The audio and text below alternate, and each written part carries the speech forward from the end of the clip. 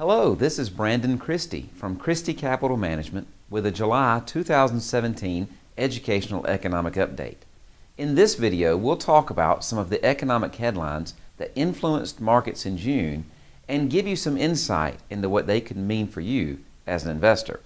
Please stay tuned at the end for a required disclosure statement. June 30 marked the final trading session not only of the month, but also the first half of 2017. It's a period marked by strong stock market returns and exceptionally low volatility. Although volatility returned the last week of June, markets alternated between gains and losses, with stocks plunging June 27th and June 29th, but surging on my birthday, June 28th. Despite ongoing conflicts in Washington, Wall Street is still in rally mode. The S&P 500 had its best start since 2013, and NASDAQ marked the strongest first half of the year since 2009. The stocks have been lifted by the sense that other global economies, particularly in Europe, are starting to stabilize. Not all stocks have risen, though.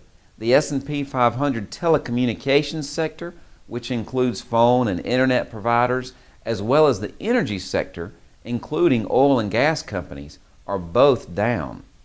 Our economy slowed less in the first quarter than initially anticipated because of unexpectedly higher consumer spending and the bigger jump in exports.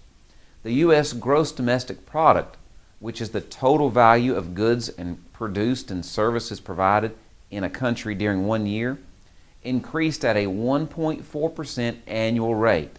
It's still the slowest growth rate since the second quarter of 2016. Job growth has been steady, and consumers are feeling better about their ability to pay their bills, take trips, and cover other expenses. Consumer confidence rose in June from May, and experts say conditions are good for economic growth and continue. Americans' personal income soared in June, but that extra cash didn't seem to prompt consumers into spending. Personal consumption expenditures, or PCEs, only gained 0.1% for June, the worst showing since February. Spending rebounded in March and April after starting the year on a soft note, but the latest reports suggest consumers are being frugal once again despite pay increases. Well, what can we expect from the market over the next 6 months? Looking into the second half of 2017, analysts believe it is unlikely that low volatility will persist indefinitely. Investors may need to brace for more big swings up and down in the coming months.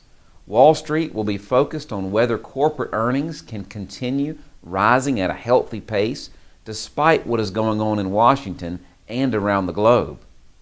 Wall Street professionals say the best days for the stock market this year may have already occurred. What might stall future gains is a market that has become too expensive, political gridlock, or a slow-growing economy, and worries about top-performing tech stocks cooling off. There's also a feeling that the market's fast start has stolen from gains that might have come later this year.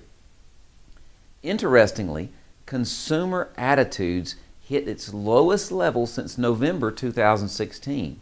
Economists expect the measure of consumer attitudes to fall even more in coming months. Consumer attitudes soared in June as the U.S. consumer sentiment slid to a 7-month low, though still rising slightly above economists' expectations and still holding historical highs in the first half of 2017. Well, that's it for the July Educational Economic Update. As always, if you have any questions or concerns about what we've discussed, please give our office a call at the number below. Please remember that nothing we talk about here is a recommendation. If you would like to discuss your personal financial situation, please give us a call at 866-331-7749. Well, this is Brandon Christy with Christy Capital Management and your July Educational Economic Update. While we believe the information in this report is reliable, we cannot guarantee its accuracy. Opinions expressed are subject to change without notice and are not intended as investment advice or a solicitation for the purchase or sale of any security. Please consult your financial professional before making any investment decision.